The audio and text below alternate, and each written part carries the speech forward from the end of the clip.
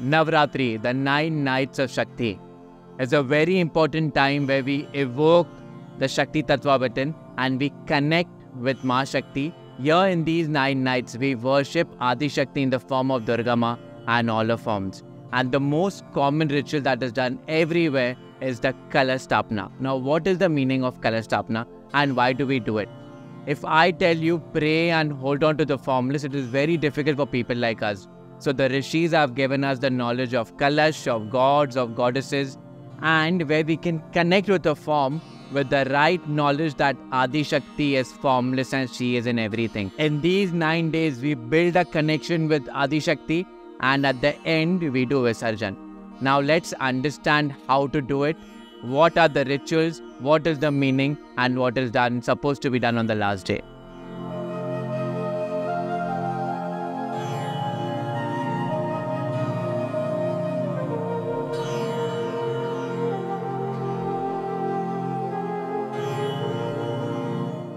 Let's understand why we do the Kalash Sthapana and what is the meaning behind it and with what attitude and bhav one should do it.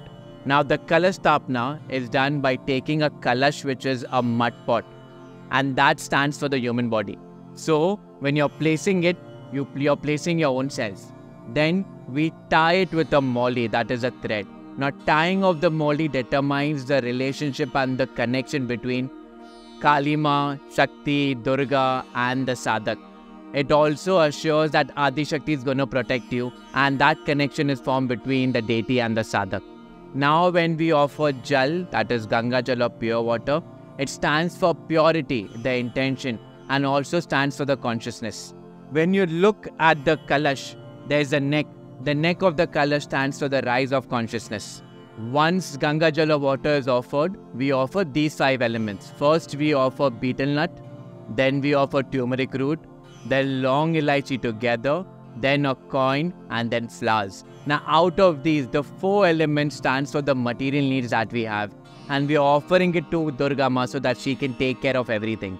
Flowers here are offered in the end as they work as subtle energy and that dimension can take us to higher Lokan experiences.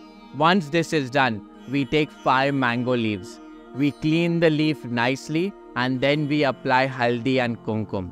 Now, the mango leaves, why the number 5? They stands for the Pancha Mahabhuta, that is earth, fire, water, space and air, and also the 5 senses. When we offer it in the Kalash with kumkum and haldi stand for specific Shakti energy.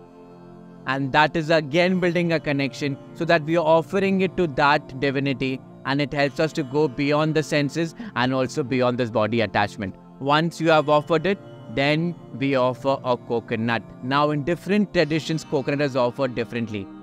Either the head is facing up and the tail is down, or the head is facing forward and the tail behind. Here we are using the first scenario where we offer it with the head facing up. The coconut esoteric meaning is the ego. We have offered the most important element which is blocking us from the spiritual growth and we offer it to Shakti. Once that is done, we offer chunni. A red chunni red because it is the color of Adi Shakti, it is the color of Kali Ma, it is color of all goddesses, and chunni stands for the Maya which is covering the world. That means may she help us to get over this Maya and we experience the highest. This is how the Kalash is made. Now let's understand how to do the Sthapana of the Kalash. Before doing the Sthapana, there is a Muratam, that there is a specific time that should be done and that will be shared. Now when the Muratam comes on the first day, you make the Kalash and you do Sthapana on rice. So take some rice, tap it with your hands and with your ring finger make 8 rounds around it. That stands for the Ashtakamal. And that is another esoteric meaning of Adi Shakti. After doing this, right in the center of the Kalash, this is known as Sthapana. While doing it, have the right intention, pray to her and evoke her and tell her for 9 days, just evoke that energy and completely surrender.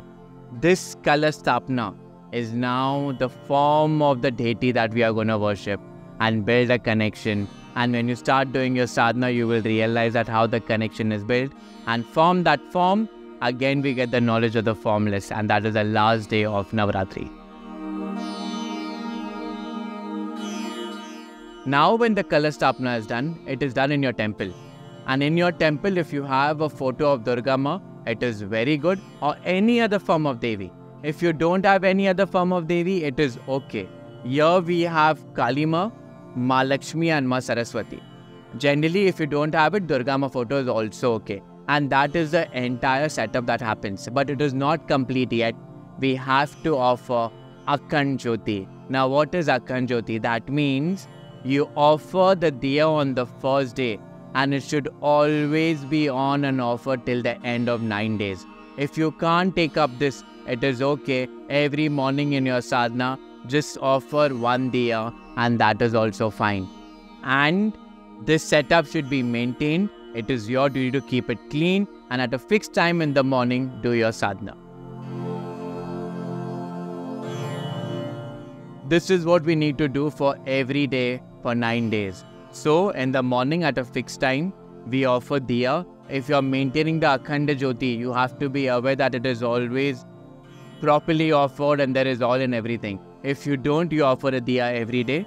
Then we offer flowers and nicely decorate the Kalash and Durga Ma or the Devi that you have. And every day we offer prasad. It can be a fruit, it can be a sweet that you made. Offer it, pray to remove all the negativity, chant the Durga Saptashati, and after that you can take the prasad, have it and share it with everyone. So what to do after Navratri sadhana is over? Now understand that when the sadhana is over, on the 10th day after your morning puja, we should remove the coin and keep it in the altar because it stands for material benefits. The chunni is there, that it also should be kept in your temple because it holds the energy of Ma Shakti. Everything else can be offered and you can make a manure out of it. The kalashes that is there, we can either grow a plant or you can keep it for the feeding of birds and all. The rice is there, that can also be offered to animals. That is how it is. We say that Shakti and nature is connected to each other. At times, people say that the coconut is spoiled is because it is touching the water. So few people also put a plate and cover it.